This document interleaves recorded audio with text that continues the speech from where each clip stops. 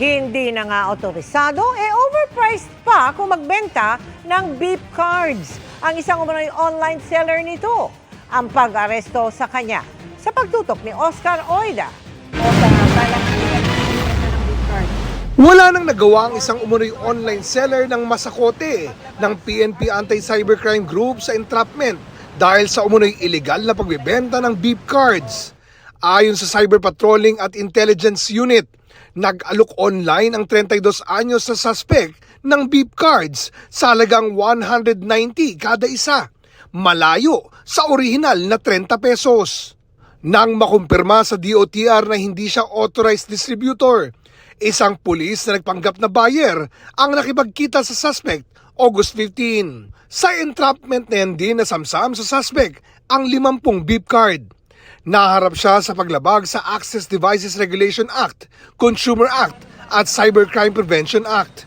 Marami pang gumagawa ng ganitong racket ayon sa pamunuan ng kumpanyang nagsusupply ng mga beep card. Kung tatanungin, mahigit 20 ang iba sa kanila nakapagbenta na ng mahigit 20,000 pieces.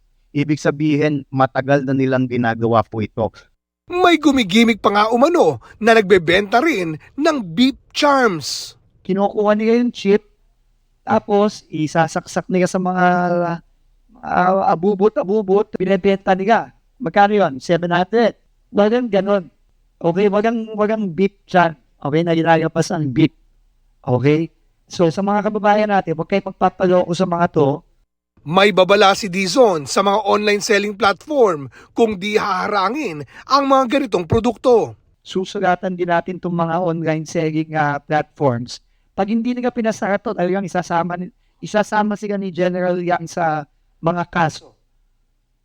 Kasi kinukonsinti nila binibigyan nila ng platform. Makikipagtulungan po ako sa mga rail operators po natin na kumpiskahin yung mga charms po na ito. Ginagawa na rin nila ang lahat para lalong maging readily available ang beep cards. Wala na tayong shortage. Naghahanap na kami ng iba pang mga paraan para mapadali at pagbigay at kuha at pag-load ng mga beep cards kahit sa mga convenience stores. Para sa GMA Integrated News, Oscar Oida nakatutok, 24 oras.